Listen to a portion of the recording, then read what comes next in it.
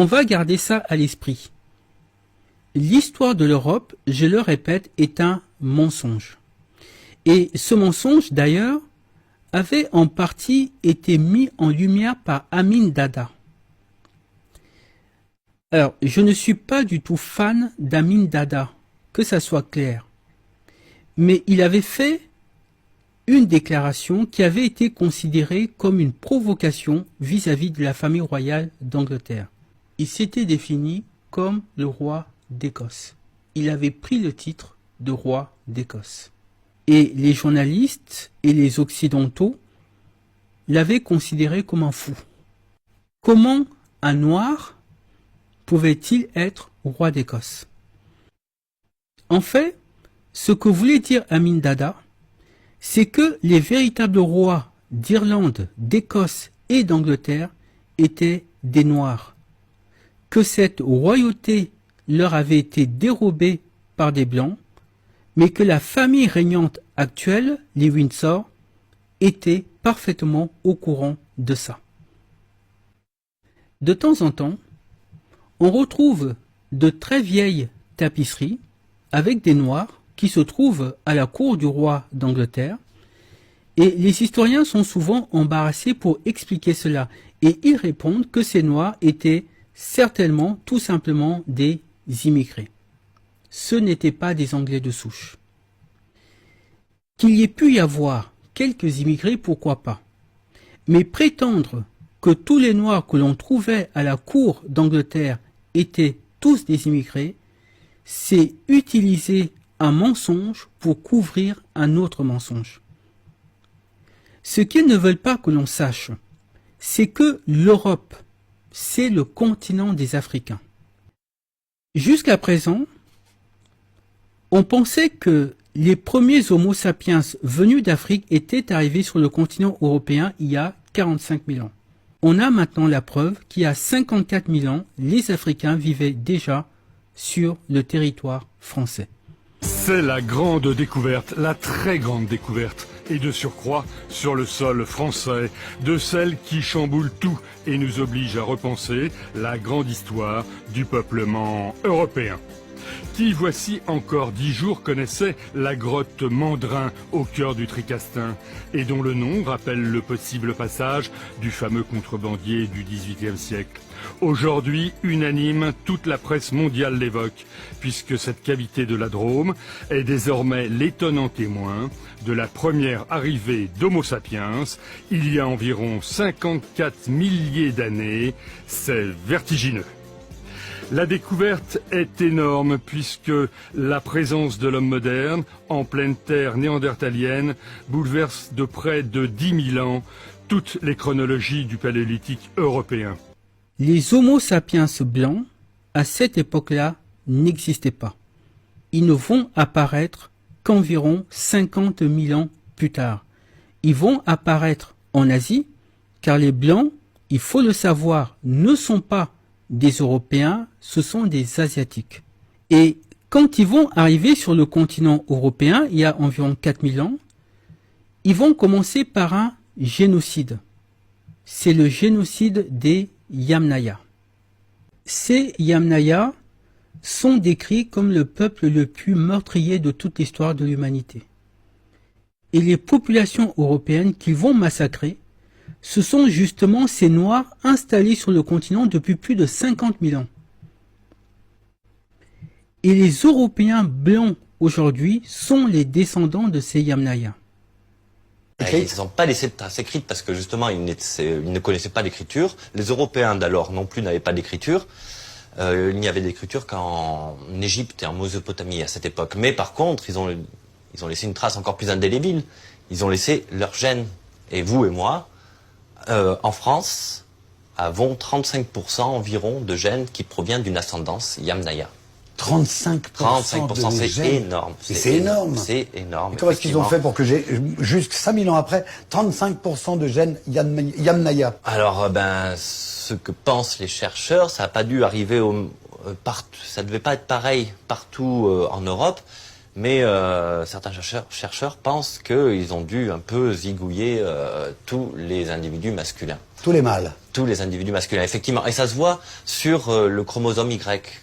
Certains chromosomes Y que des Européens, avant l'arrivée des Yamnaya, ont complètement disparu. Tandis que les chromosomes Y qui étaient portés par les Yamnaya, eux, ils se sont absolument répandus dans la population. Donc, ils tuent les hommes et ils engendrent avec les femmes noires une descendance métissée. Avant les Yamnaya, le continent européen était un continent noir, peuplé exclusivement de personnes noires. Après l'invasion des Yamnaya venus d'Asie, l'Europe va devenir un continent métissé. Durant toute son histoire, l'Europe a été peuplée de personnes blanches, de personnes noires et de personnes métisses. Effectivement, les Yamnaya n'ont pas pu tuer tout le monde. Quand ils arrivent, l'Europe est déjà peuplée de femmes et d'hommes originaires d'Afrique, et cela depuis au moins 50 000 ans. On imagine que depuis 50 000 ans, l'Europe tout entière était peuplée. Les Yamnaya, et ils ne sont pas les seuls d'ailleurs, vont massacrer une grande partie de la population, et par le biais de la procréation, ils vont introduire en Europe les gènes mutants qui favorisent la dépigmentation de la peau. Les Noirs qui vont recevoir ces gènes et qui vivent dans des zones froides vont voir leur peau s'éclaircir progressivement. Mais tous les Noirs européens n'ont pas été massacrés et tous n'ont pas reçu les gènes mutants. Et sachant que l'Europe, leur continent, était désormais envahi d'êtres d'une violence inouïe, on imagine qu'ils vont s'organiser, qu'ils vont se défendre, qu'il va y avoir des guerres, et à certains endroits, il y aura sans doute des trêves, des alliances, etc. Et toute l'histoire de l'Europe, ça va être ça, de sorte que, en réalité, l'Europe était peuplée de personnes noires, de personnes blanches et de personnes métisses. L'erreur que commettent ces historiens, c'est d'affirmer que la présence noire dans l'Europe médiévale résulte de l'immigration. Parce que eux vont du postulat que l'Europe à l'origine était blanche et que les Noirs étaient forcément des immigrés arrivés plus tard. Or, l'anthropologie et la génétique nous disent l'exact contraire. Ils nous disent que, à l'origine, l'Europe était un continent noir et ce sont les Blancs qui sont arrivés par la suite. Qui peut croire que tous ces Noirs ont été massacrés ou que tous ont été miraculeusement transformés en Blancs par le climat? Ce n'est pas possible et ce n'est pas rationnel. Que certains Noirs aient été des immigrés, oui, c'est possible, mais l'écrasante majorité étaient des Européens autochtones, c'est-à-dire des descendants de ces premiers Homo sapiens venus d'Afrique il y a plus de 50 000 ans. On est donc fondé d'affirmer que l'Europe de ces 4000 dernières années a toujours été composée de personnes noires, de personnes blanches et de personnes métisses. Mais ce n'est qu'au cours de ces 300 dernières années que les Européens blancs ont entrepris de se débarrasser définitivement des Noirs autochtones qui vivaient sur ce continent. Ils ont profité de l'esclavage pour faire un nettoyage ethnique sur le continent en massacrant certaines populations et en expédiant d'autres dans les colonies américaines. Pour que vous compreniez ce que j'essaie d'expliquer, on va reprendre quelques textes des siècles passés. Et ces textes vont permettre de comprendre qu'il y a aujourd'hui un vide dans les livres d'histoire. On a ici un vieux livre intitulé « Une description des îles occidentales de l'Écosse », publié en 1716, mais la première édition datait de 1703. Il a été rédigé par Martin Martin, donc prénom Martin et nom Martin, qui était un écrivain, explorateur et médecin écossais. Et dans ce livre, il fait la description des îles écossaises qu'il a visitées. L'ouvrage avait été rédigé à l'endroit du prince George de Danemark. Et il se trouve que il décrit plusieurs îles écossaises comme étant peuplées majoritairement de personnes à peau noire. Par exemple, à la page 239, il dit ceci: les natifs ici sont très bien proportionnés, étant généralement de complexion noire, black of complexion, et sans imperfection physique. Ils parlent la langue irlandaise et portent le plaid, le bonnet, comme les autres insulaires. Ici, l'auteur nous dit clairement que les habitants sont généralement de peau noire. Et ce n'étaient pas des immigrés, c'étaient des natifs, donc des autochtones. Et ils parlaient le gaélique irlandais, qui est une langue celtique. Donc c'était vraiment des Écossais de souche. Il cite d'autres cas. Ici nous sommes sur une autre île à la page 194. Les habitants de cette île sont généralement bien proportionnés et leur peau est pour la plupart black.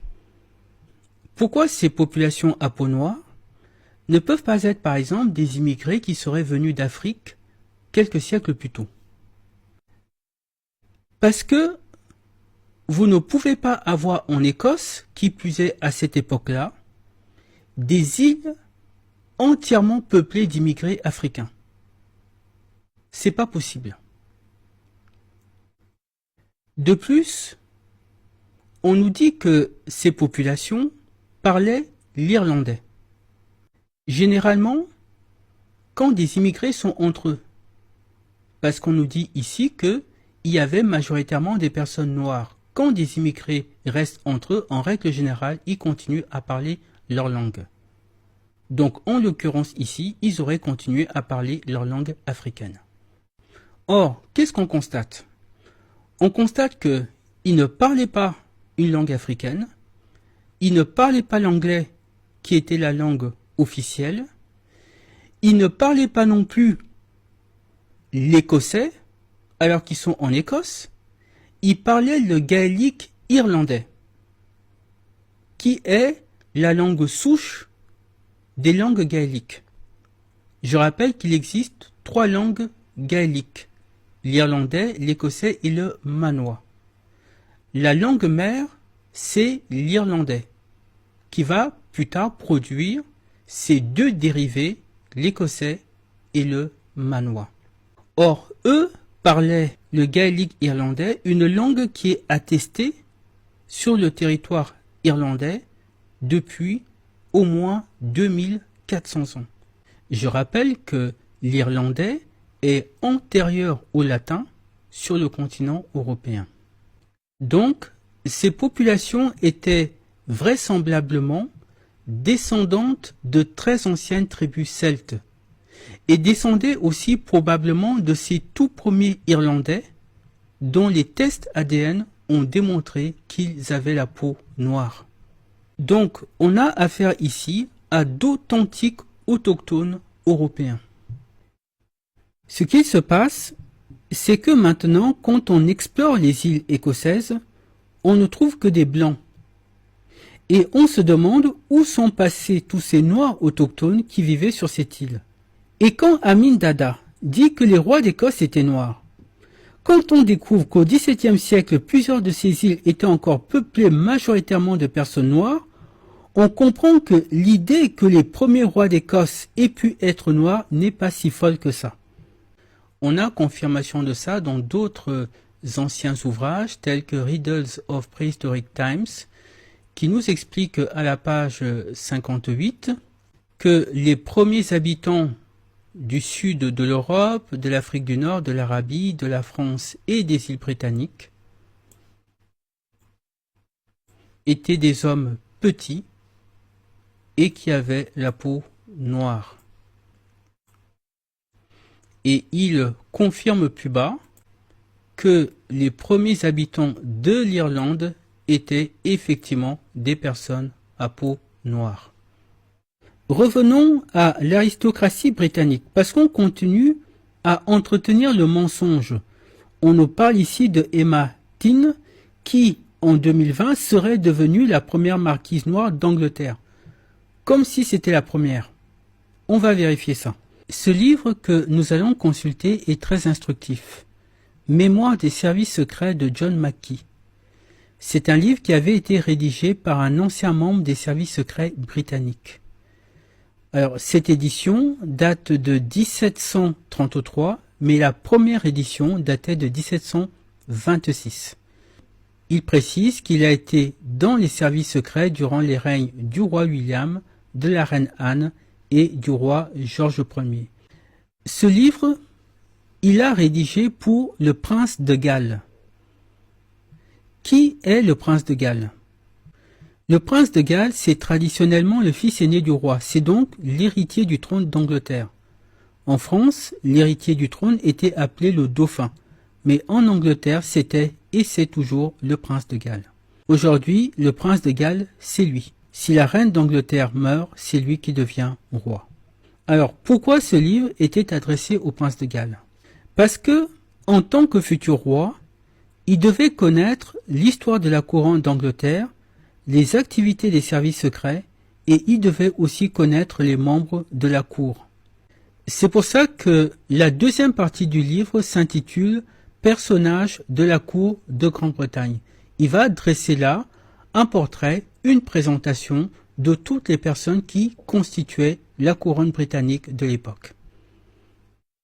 C'était très important parce que le futur roi d'Angleterre devait les connaître tous parfaitement. Voyons un peu qui sont ces personnes, ou plutôt qui étaient ces personnes à l'époque. Page 16. Charles, duc de Somerset, maître du cheval, d'une ancienne famille de Seymour, etc.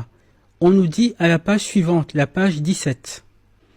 Il est de moyenne stature, bien formé, a very black complexion, un amoureux de la musique et de la poésie. Donc ce duc est décrit comme étant très noir de peau. Tout au début, on nous précise que ce duc porte le titre de maître du cheval. Qu'est-ce que ça veut dire? Le maître du cheval, aujourd'hui, c'est une fonction honorifique en Angleterre. Mais à l'époque, il disposait d'un pouvoir exécutif. Et dans le protocole, c'était le troisième personnage de la couronne.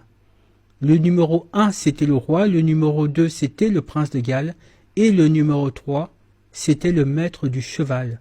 Tout passait par lui. C'était le troisième personnage le plus puissant de l'Empire britannique. Et comme vous pouvez le constater, on nous dit qu'il avait la peau très noire. Et qui n'est pas des gens, avec leur mauvaise foi, qui sont là pour entretenir les mensonges de leurs prédécesseurs, pour nous dire ici qu'on veut parler de ses cheveux. Parce que souvent, quand on retrouve d'anciens textes qui décrivent des personnes comme étant noires, ils nous disent qu'il faut comprendre par là qu'ils avaient les cheveux noirs. Complexion, ça ne veut pas dire cheveux. Complexion, c'est la couleur de la peau. Donc, ce duc, troisième personnage de la couronne britannique de l'époque, était très noir de peau. Page 25. Daniel, comte de Nottingham, secrétaire d'État. On nous dit à la page suivante qu'il est grand, mince, a very black man. Et on nous précise ici, comme les Espagnols et les Juifs. Si je reviens dans quelques mois pour une série de vidéos, on essaiera de comprendre pourquoi est-ce qu'on nous dit ça, comme les Espagnols. Mais vous voyez que lui aussi, ce comte, secrétaire d'État, était un homme very black. Je rappelle que ce livre a été rédigé pour le prince de Galles de l'époque.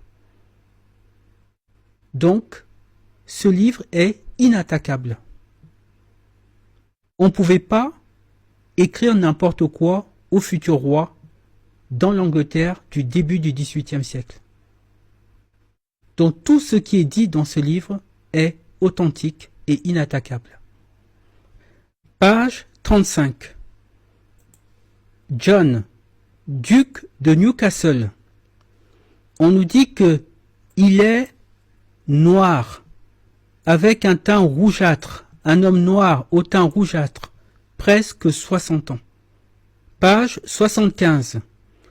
Le comte de Kingston. On nous dit il est black complexion.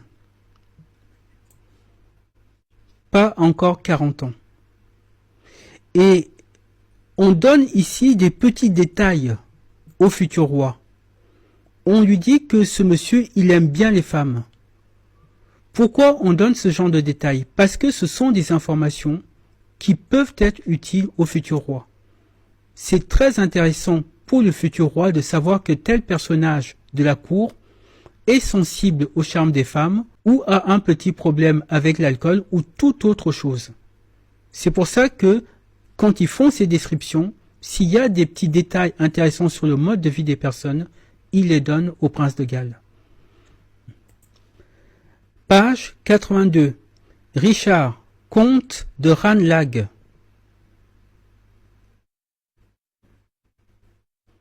Qu'est-ce qu'on nous dit? On nous dit qu'il est très gros et black et va sur ses 60 ans. Eneas Finch, Lord Guernesey. C'était le comte de l'île de Guernesey, là où le siècle suivant Victor Hugo ira trouver refuge lorsque il s'exilera de la France. Et que nous dit-on? Il est grand, mince, et c'est un homme noir. Presque 50 ans. Et il précise aussi qu'il est considéré comme un des plus grands orateurs d'Angleterre. Et c'était aussi un avocat. Page 96. Montagu Venables Bertie, comte de Abington. Il est black complexion. Et c'était le connétable de la tour de Londres. C'était le chef de la principale forteresse de Londres. Page 143. Mr. Medbuen, c'était l'ambassadeur d'Angleterre auprès du roi du Portugal. À l'origine, c'était un avocat. Et on nous dit que dans son teint et ses manières, il ressemble beaucoup aux Espagnols. Vous comprendrez pourquoi je parle de nettoyage ethnique sur le continent européen. On nous dit que il était grand, black man, 50 ans. Page 151. On a Mr. Stanhope, envoyé extraordinaire auprès des États généraux des Provinces Unies.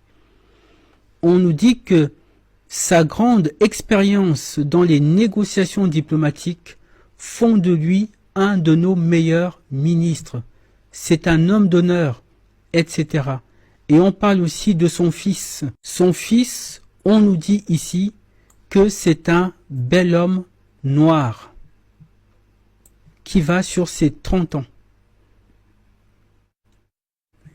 Son fils, c'était un colonel de l'armée britannique.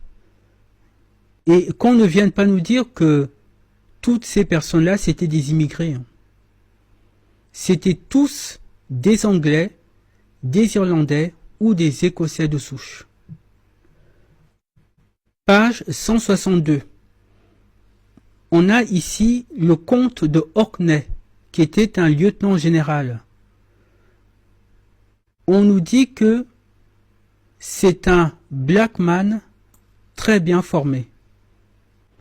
Page suivante, 163. Sir Charles Arrow, lieutenant général. C'était un black man. Il est petit, Homme noir, 50 ans. Page 175. Alors, comme je vous le disais tout à l'heure, l'Europe a toujours été, depuis 3000-4000 ans, une Europe métissée. Et la société britannique de l'époque était à l'image de ce métissage. On a ici le contre-amiral Byng. Lui, c'était un homme fair complexion, donc c'était un homme blanc qui va sur ses 50 ans. Et en bas, on nous parle du contre-amiral Wishart, qui lui par contre était un black man, qui lui aussi allait sur ses 50 ans. C'était un amiral de la Royal Navy qui était proche de la retraite. Et c'était un Écossais. Page 185.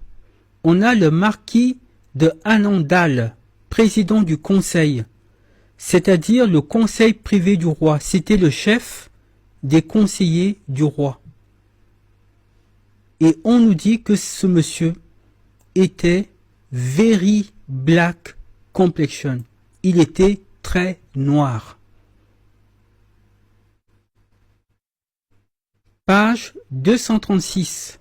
On a Lord Belhaven. Qu'est-ce qu'on nous dit? On nous dit qu'il était black et gros. Un homme bruyant qui ressemble plus à un boucher que à un lord. Il adore faire de longs discours au Parlement. Page 243. On a le comte de Melfort. Qu'est-ce qu'on nous dit? On nous dit qu'il est grand et black. Et il va sur ses 50 ans. Je ne les cite pas tous, évidemment, parce que ça serait trop long. Et en plus, je n'ai cité que ceux qui sont décrits comme black. J'ai pas mentionné ceux qui sont cités comme dark complexion.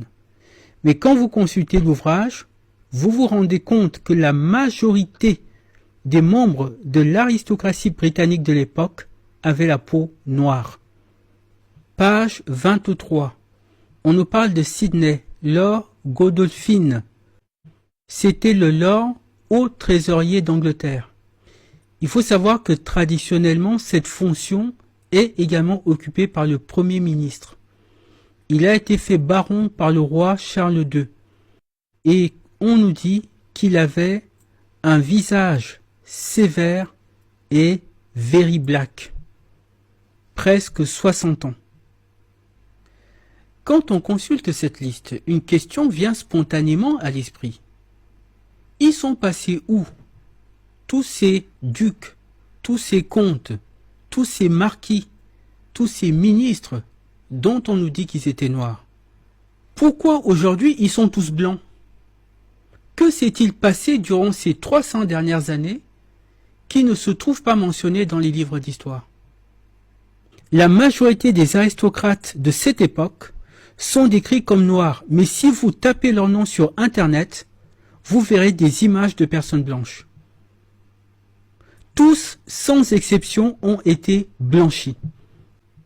Par exemple, le duc de Somerset, il est décrit comme étant very black complexion, donc très noir, et là, voilà comment il est représenté.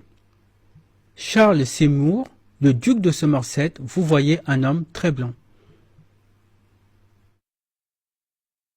La complexion de ce duc est également mentionnée dans une autre source de l'époque, Mémoire de la cour d'Angleterre, de la Révolution de 1688 à la mort de George II.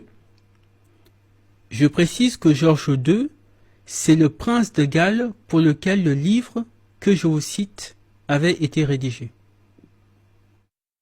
Et à la page 1174, il reparle du duc de Somerset dans la section consacrée à Charles Seymour, duc de Somerset. On nous précise effectivement qu'il est de moyenne stature, bien formé et very black complexion. Ils reprennent en fait la source que je vous ai mentionnée. Ce Charles Seymour, dont on nous dit qu'il avait la peau très noire, était duc du comté de Somerset.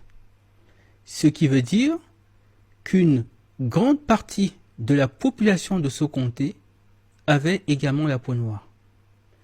Et c'est parfaitement cohérent avec le fait que c'est précisément à cet endroit-là qu'on a retrouvé le crâne de cet homme qui a été surnommé Sheddarman et dont les tests ADN ont démontré qu'il avait la peau noire il y a 10 000 ans. C'est parfaitement cohérent. Mais on voit que, au cours de ces 300 dernières années, cette cohérence disparaît. Parce que maintenant, il n'y a plus que des blancs à cet endroit-là. Alors que, au début du XVIIIe siècle, il y avait encore des noirs autochtones à cet endroit-là. Je prends un autre exemple de falsification, toujours dans le livre adressé au prince de Galles. Page 80, on a Édouard Montague, comte de Sandwich. Alors je précise que le sandwich que l'on mange entre midi et 2, c'est de lui et de ses descendants que ça vient. Donc, qu'est-ce qu'on nous dit? On nous dit que c'est un black man. C'est clair, c'est un homme noir. Maintenant, quand on tape son nom sur Wikipédia, qu'est-ce qu'on a? On a un homme blanc. Ils ont tous été blanchis, tous sans exception. L'histoire de l'Europe est un mensonge. L'histoire de l'Europe, ce n'est pas l'histoire qu'on nous a racontée. Parce qu'un crime s'accompagne toujours d'un mensonge pour maquiller ce crime. Reprenons la page 36. On nous parle de Charles Lennox, duc de Richmond. On nous précise qu'il est le fils du roi Charles II. Et qu'est-ce qu'on nous dit? On nous dit qu'il est bien formé et qu'il est black complexion. Et notez ce qu'on ajoute après, tout comme le roi Charles. Il n'a pas encore 30 ans. Tiens donc. Est-ce que vous voyez ce qu'on nous dit ici? On nous dit, le plus simplement du monde, que le duc Charles Lennox avait la peau noire, tout comme son père, le roi d'Angleterre Charles II. Est-ce qu'il y a des choses qu'on nous aurait cachées? On découvre ici qu'il y a des rois d'Angleterre qui avaient la peau noire. 4 pages plus loin, à la page 40, on nous parle du frère de Charles Lennox. Donc, un autre fils du roi Charles. Lui aussi s'appelait Charles, comme le roi d'Angleterre. On nous dit que c'était le duc de Saint-Alban. Et on nous explique que il est black complexion, qu'il n'est pas aussi grand que le duc de Northumberland, mais very like, en fait, comme le roi Charles. Comme le roi Charles. Et lui aussi allait vers ses 30 ans. Donc lui aussi on le compare au roi Charles. Pourquoi? Tout simplement parce que lui aussi c'était le fils du roi Charles II d'Angleterre. Et on nous dit qu'il était black complexion.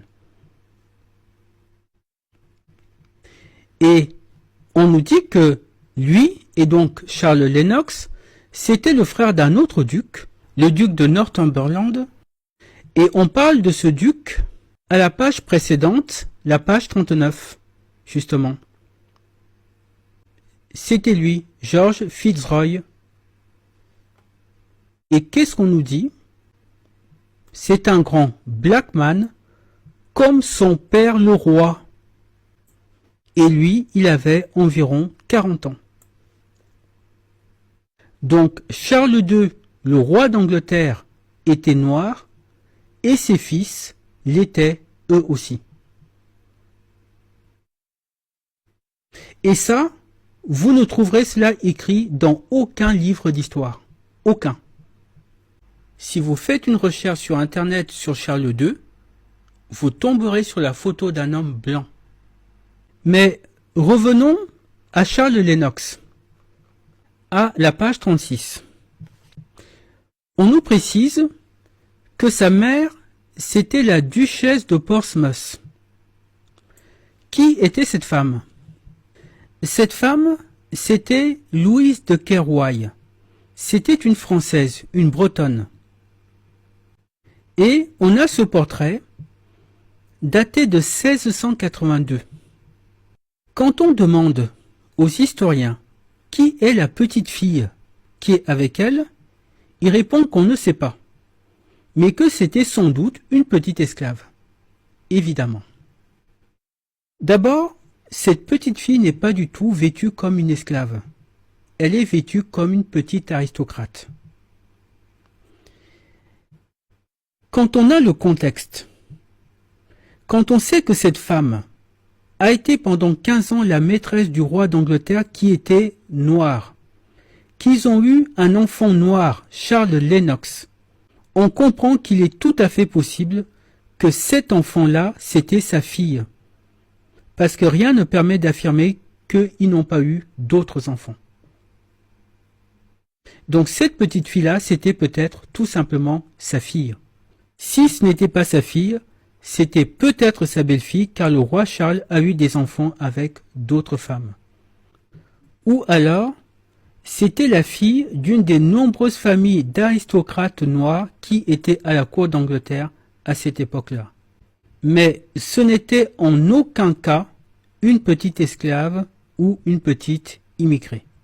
Je rappelle que ce livre, rédigé à l'intention du futur roi d'Angleterre, ne peut pas être contesté. Une autre preuve d'ailleurs est qu'on a un autre ouvrage de l'époque qui mentionne ce livre et qui lui aussi est un ouvrage inattaquable. Ce livre, le voici, un index biographique pour la présente Chambre des Lords, publié en 1808. La Chambre des Lords, c'est la chambre haute du Parlement britannique. On peut un peu la comparer au Sénat. Et ce texte avait été rédigé à leur intention en 1808.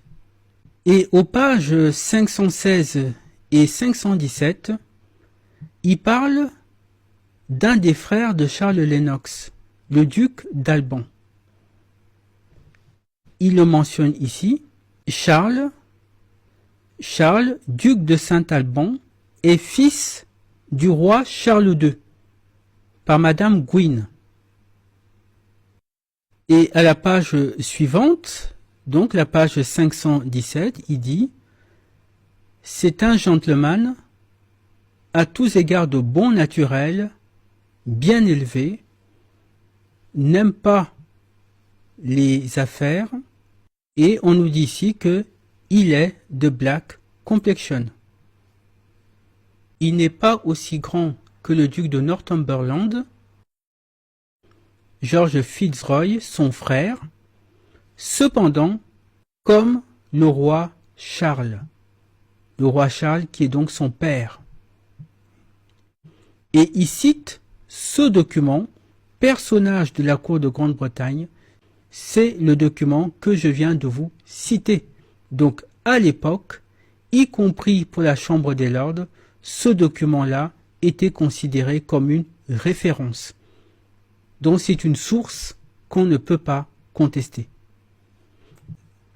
Alors, qui était Charles II?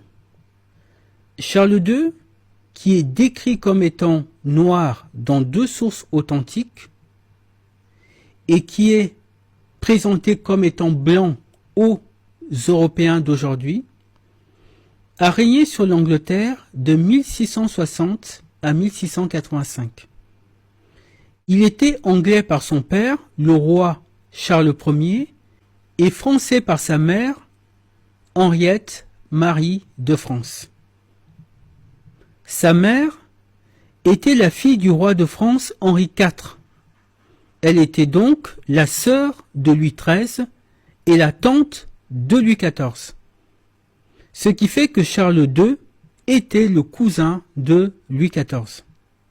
C'est aussi pour ça que dans les titres officiels, Charles II était présenté comme roi d'Angleterre, d'Écosse, d'Irlande et de France, parce que sa mère était française. Son père, Charles Ier, qui logiquement était noir aussi, parce que quand les petits-fils sont noirs, quand le fils est noir, en règle générale le père est noir également, Charles Ier est le roi d'Angleterre qui avait été guillotiné en 1649. Suite à cela, c'est Oliver Cromwell qui a pris le pouvoir dans le pays. Et Charles II, qui était l'héritier du trône, avait dû fuir et s'exiler à l'étranger. D'ailleurs, après sa fuite, le gouvernement de Cromwell avait fait placarder des avis de recherche un peu partout, et dans ces affiches, il était décrit comme un homme noir, grande taille. Après la mort de Cromwell, Charles II va rentrer en Angleterre pour revendiquer son trône et va effectivement être plébiscité par le peuple. Le gouvernement du Commonwealth, dirigé par Cromwell, avait été une véritable dictature et c'est pour ça que le peuple anglais était content que Charles II restaure la monarchie. Tout cela montre que la société britannique de l'époque était très différente de celle d'aujourd'hui. Il n'y avait ni racisme ni discrimination à ce moment-là. Certains Anglais, Irlandais et Écossais étaient blancs, d'autres étaient noirs, d'autres étaient métis, et pour eux, le fait d'avoir un roi noir était une chose parfaitement naturelle. Et c'est là que l'on comprend l'impact que la falsification de l'histoire peut avoir sur les esprits. À cette époque-là, avoir un roi noir, avoir des ducs, des comtes, des marquis noirs était une chose parfaitement naturelle. Dans le monde d'aujourd'hui, au XXIe siècle, c'est quelque chose qui paraîtrait absolument inconcevable. On ne cesse de nous dire que la société européenne est une société qui évolue, qui progresse, mais en réalité, on se rend compte qu'elle n'a fait que régresser sur le plan moral. Parce que ce qui était normal au XVIIe siècle paraît absolument inconcevable aujourd'hui. Qui en Europe aujourd'hui concevrait l'idée que le roi d'Angleterre ou que la reine d'Angleterre aujourd'hui soit noire? Donc on nous fait croire que les hommes évoluent sur le plan moral alors qu'en réalité ils ne font que régresser. Et ce qui nous permet de le comprendre, c'est quand on arrive à déterrer ce qui avait été enfoui pour nous dissimuler ce qu'était la véritable histoire de ce continent. Le lavage de cerveau a été tel que quand on explique aujourd'hui que plusieurs lignées royales anglaises, irlandaises, écossaises étaient noires, que l'aristocratie britannique était composée de personnes noires, aujourd'hui ça paraît absolument inimaginable et impossible à croire. Voilà le résultat de la falsification de l'histoire. Et cela modifie le comportement des individus, cela altère la relation entre les êtres humains, parce qu'on a fait croire à certains que telle chose leur appartenait par essence, que les autres étaient des étrangers et des êtres inférieurs, et qu'il était parfaitement normal qu'une population maltraite une autre population. Il est très important de comprendre que le racisme est une fabrication relativement récente dans l'histoire de l'humanité. Une petite élite